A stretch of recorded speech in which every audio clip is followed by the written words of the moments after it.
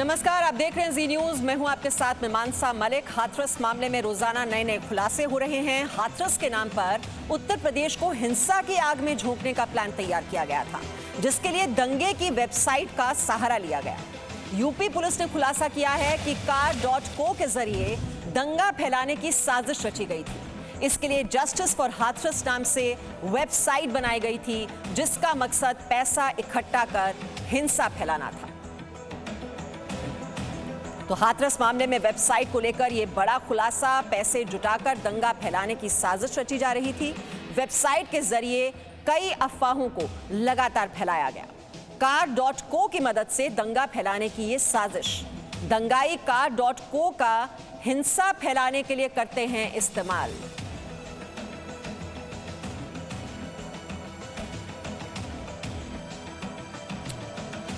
तो आपको बता दें किस तरह से ये हिंसा भड़काने की और दंगा फैलाने की पूरी साजिश रची गई। हाथरस के बहाने वेबसाइट को लेकर यह बहुत बड़ा खुलासा आप इस वक्त देख रहे हैं जी न्यूज़ पर।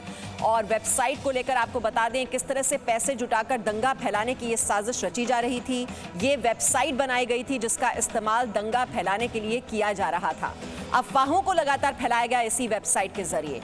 car.co की मदद से दंगा फैलाने की ये साजिश, जिसका पर्दाफाश हो रहा है। आप देख रहे हैं इस वक्त जी न्यूज़ पर यह बड़ा खुलासा। दंगाई car.co का हिंसा फैलाने के लिए करते हैं इस्तेमाल। आपको बता दें इसके इतिहास को अगर हम खंगालें तो car.co का जो इस्तेमाल है इससे पहले भी कई देशों में हो चुका है। थाईलैंड में हो चुका है, अमेरिका में भी इसका इस्तेमाल किया गया दंगा फैलाने के लिए। थाईलैंड में किया गया और अब भारत में भी इसी का इस्तेमाल।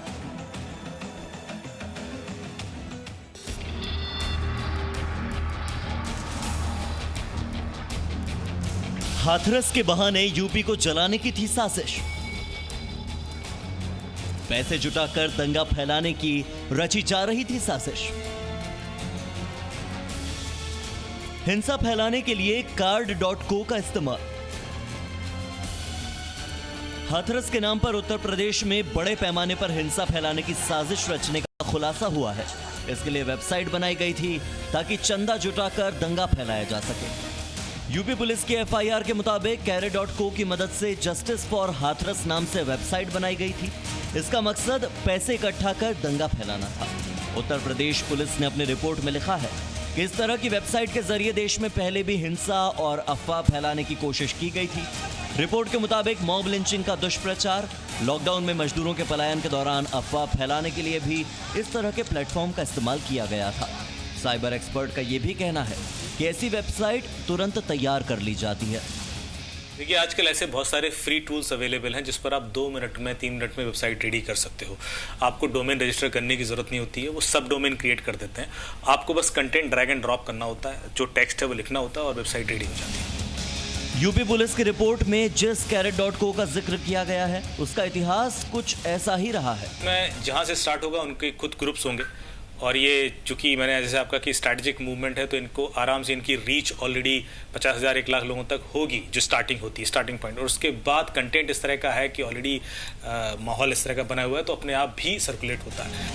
हाथरस मामले में सुरक्षा एजेंसियों की जांच रिपोर्ट में ये बात सामने आई है कि यूपी में भी अमेरिका की तर्ज पर दंगा फैलाने की साजिश रची गई थी। ब्यूरो रिपोर्ट, जी मीडिया।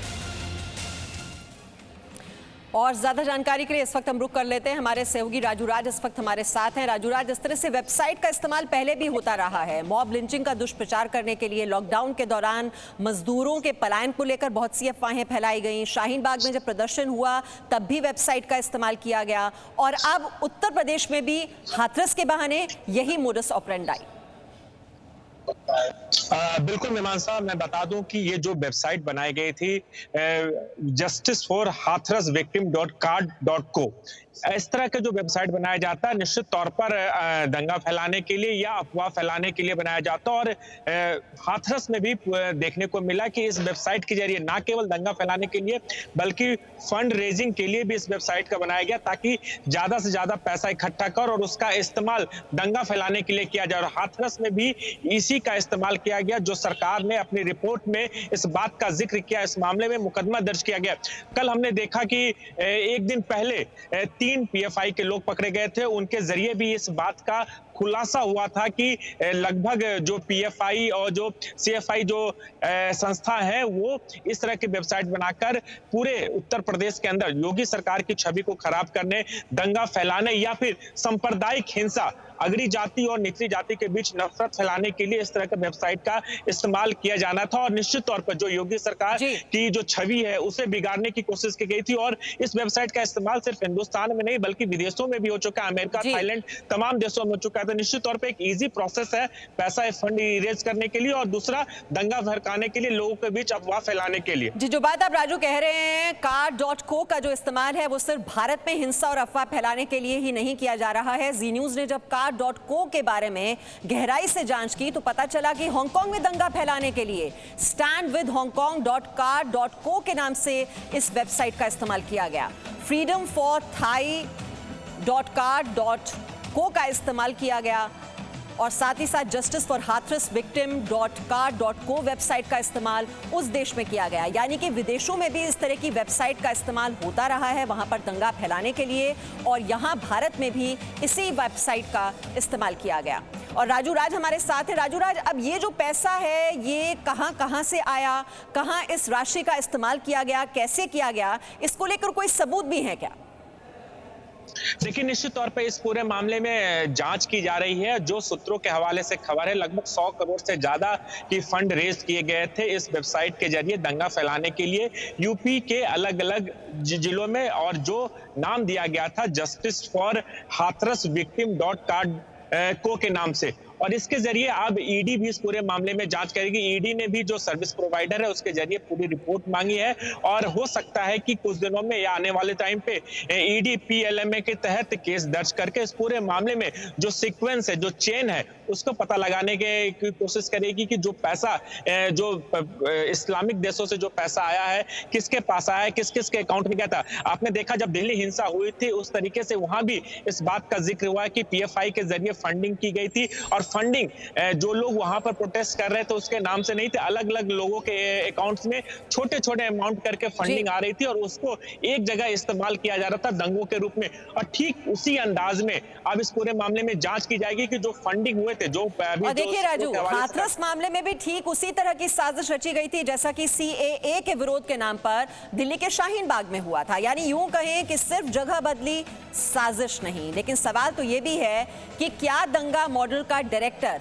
एक ही है। लेकिन ये आप इस वक्त देख रहे हैं किस तरह से हाथरस केस को लेकर जी न्यूज के पास 10 सबूत हैं जो आप इस वक्त देख रहे हैं अपने टेलीविजन स्क्रीन पर। देखिए, कॉल डिटेल्स का खुलासा सबसे पहले आपको जी न्यूज ने दिखाया, किस तरह से जो पीड़िता है, पीड़िता के भाई और आरोपी के बीच बातचीत हुई। 5 महीने में ही 100 से ज्यादा बार ये फोन कॉल्स किए गए, ये 5 घंटे की बातचीत। उसके बाद एफआईआर की जो कॉपी है वो हमने आपको दिखाई, जो हलफनामा जिसमें राज्य सरकार की ओर से जो अंतिम संस्कार क्यों इतनी जल्दबाजी में किया गया और क्यों नहीं उसे दिल्ली जल्द ट्रांसफर कर दिया गया, इसको लेकर जानकारी हलफनामे में दी गई है।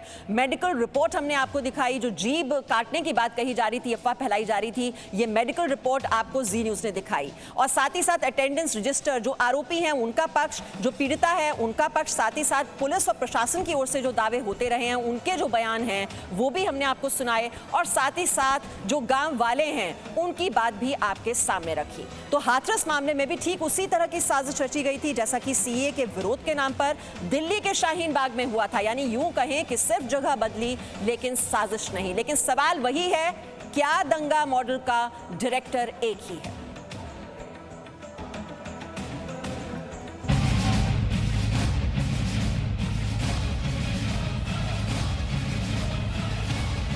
शाहीन बाग पर जी न्यूज का सच, सुप्रीम कोर्ट की मुहर। नागरिकता संशोधन कानून के खिलाफ दिल्ली के शाहीन बाग में हुए प्रदर्शन को लेकर सुप्रीम कोर्ट ने आज बड़ा फैसला दिया। सुप्रीम कोर्ट का यह फैसला सच की जीत है। इस फैसले से शाहीन बाग पर जी न्यूज की सच्ची पत्रकारिता की जीत हुई है। फैसले में कोर्ट ने वही कहा जो जी न्यूज कह रहा था। सबसे पहले आपको बताते हैं कि शाहीन बाग पर सुप्रीम कोर्ट ने अपने फैसले में क्या कहा। सुप्रीम कोर्ट ने कहा कि विरोध के अधिकार की सीमा होती है। सार्वजनिक जगहों को इस तरह से अनिश्चित काल तक नहीं घेरा जा सकता। इस तरह का विरोध स्वीकार्य नहीं है। कोर्ट ने कहा कि प्रदर्शन के नाम पर अतिक्रमण नहीं चलेगा। प्रशासन कार्रवाई कर सकता है, उसे कोर्ट के आदेश की जरूरत नहीं है। निर्धारित जगहों पर ही प्रदर्शन किया जाना चाहिए और आने जाने के अधिकार को रोका नहीं जा सकता है। विरोध और आने जाने के अधिकार में एक संतुलन जरूरी है। हिंदुस्तान के सर्वोच्च न्यायालय ने शाहीन बाग को लेकर अपना वर्डिक्ट सुनाया है। किसी भी सार्वजनिक स्थान को अनिश्चित काल के लिए आप बंद कर दे, ये गैर कानूनी है और ये कानून सम्मत नहीं है। यही भारतीय जनता पार्टी डे 1 से, पहले दिन से कह रही थी। यही भारत की जनता और दिल्ली की जनता भी कह रही थी। किंतु कुछ राजनीतिक पार्टी जैसे कांग्रेस और आम आदमी पार्टी जिस प्रकार से समर्थन दे रहे थे शाहीन बाग को और जिस प्रकार से एक षड्यंत्र के अंतर्गत दिल्ली में दंगे करवाने का प्रयोजन हो रहा था, वह आज हिंदुस्तान की जनता के सामने सुप्रीम कोर्ट के इस वर्डिक्ट के माध्यम से सच सामने आ गया है। ये पब्लिक का मौलिक अधिकार है, संवैधानिक अधिकार है कि अगर सरकार कोई गलत नीति अपनाती है, कोई गलत उसकी कोई कानून बनाने की कोशिश करती है, तो उसका विरोध हमको तो हम लोग सब गांधी जी के अनुयायी है, पूरा देश गांधी जी का अनुयायी है। तो गांधी जी ने तो हम लोग को यही सिखाया था कि सत्याग्रह कीजिए, शांतिपूर्ण कीजिए। शाहीन बाग में दिसंबर से मार्च तक यानी लॉकडाउन लागू होने से पहले तक सड़कों पर प्रदर्शन चलता रहा, लेकिन हाथरस में एक दिन के लिए मीडिया को एंट्री नहीं मिली तो पूरे देश में हंगामा मच गया। दिल्ली के शाहीन बाग में जी न्यूज की एंट्री बैन कर दी गई। जी न्यूज ने उस वक्त कहा था कि प्रदर्शन के नाम पर दिल्ली को बंधक नहीं बनाया जा सकता।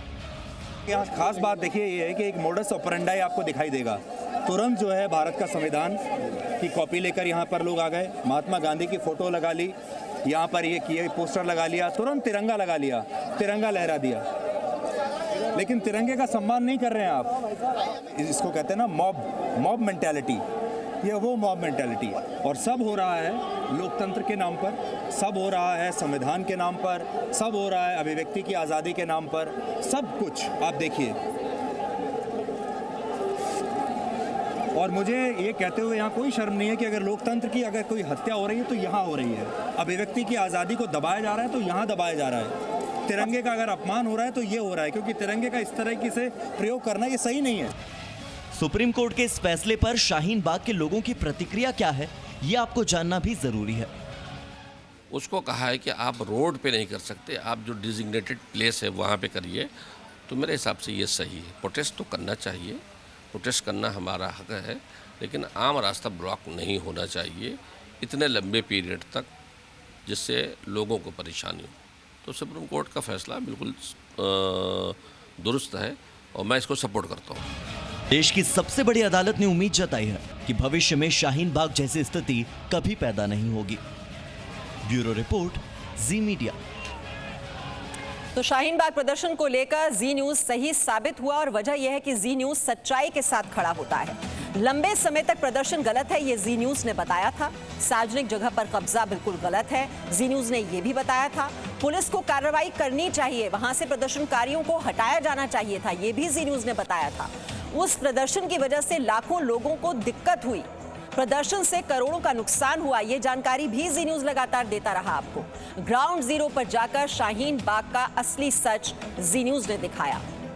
और इस वक्त हमारे साथ हमारे सहयोगी प्रमोद शर्मा जुड़े हुए हैं। और प्रमोद, शाहीन बाग और हाथरस में बहुत सी समानताएं, क्योंकि दोनों ही जगह जिस तरह से विरोध प्रदर्शन हुए, हिंसा को भड़काने की कोशिश, लेकिन सच्चाई के साथ खड़ा रहता है जी न्यूज। और आज अदालत ने भी इस बात पर मुहर लगा दी।